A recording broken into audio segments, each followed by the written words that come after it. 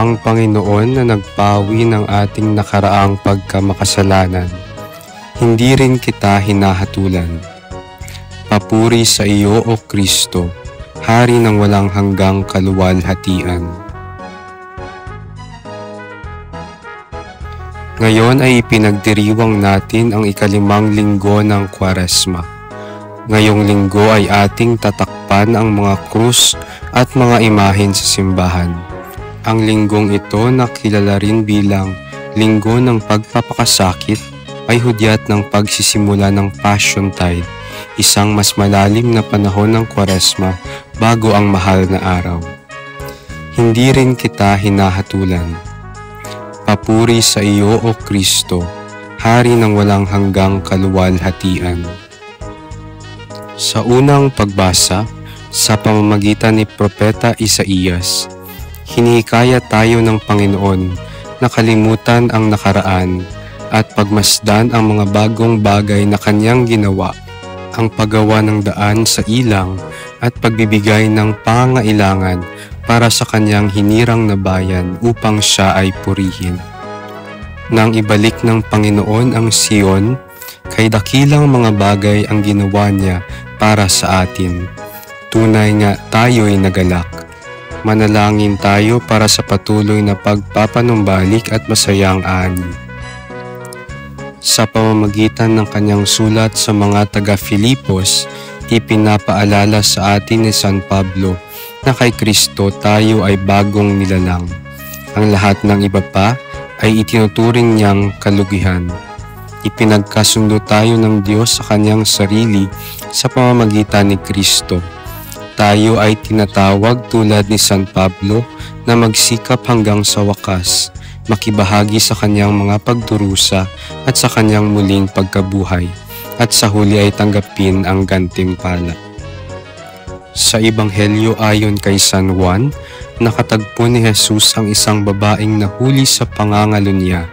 Dinala siya ng mga eskriba at mga pariseyo na may layuning subukin si Jesus.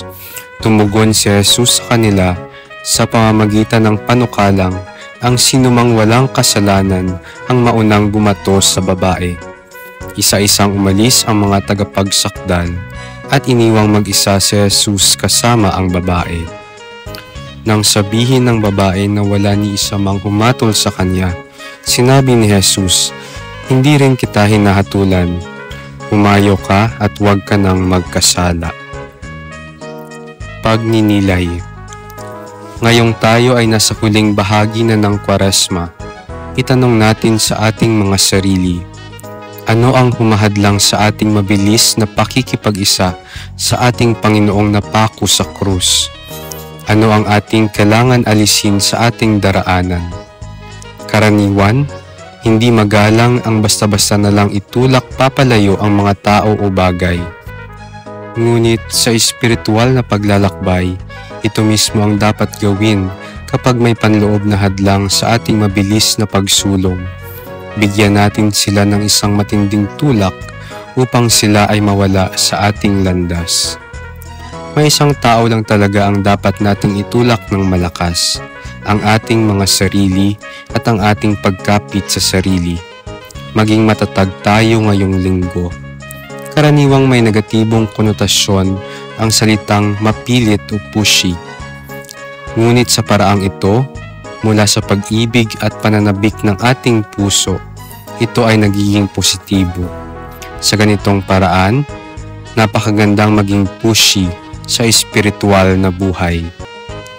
Pinaaalahanan tayo ni Papa Francisco tungkol sa ikatlong panawagan ng pagbabalik loob. Ang panawagan sa pag-asa, sa pagtitiwala sa Diyos at sa kanyang dakilang pangako ng buhay na walang hanggan. Itanong natin sa ating sarili, ako ba ay naniniwalang pinatawad ng Panginoon ang aking mga kasalanan? O kumikilos ba ako na para bang kaya kong iligtas ang aking sarili? Hinahangad ko ba ang kaligtasan at tumatawag ba ako sa Diyos upang ito ay matamo?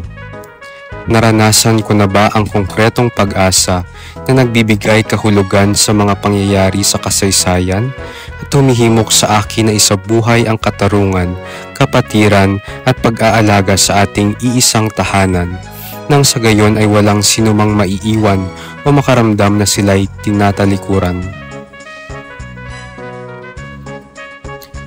Manalangin tayo. Umasa ka, o aking kaluluwa, umasa ka. Hindi mo alam ang araw ni ang oras. Magbantay kang mabuti, sapagkat mabilis lumilipas ang lahat.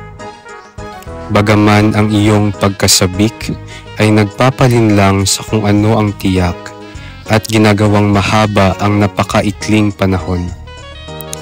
Naway ipanalangin tayo ng Birheng Maria, Ina ng Pag-asa. Samahan at akayin tayo sa ating paglalakbay ngayong Kwaresma.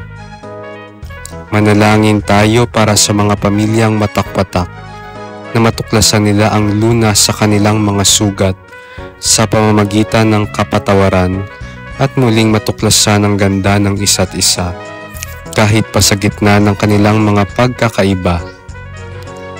Alalahanin din natin na ipanalangin si Papa Francisco sa araw na ito na pagalingin siya ng Diyos sa katawan, isipan at kaluluwa. Amen.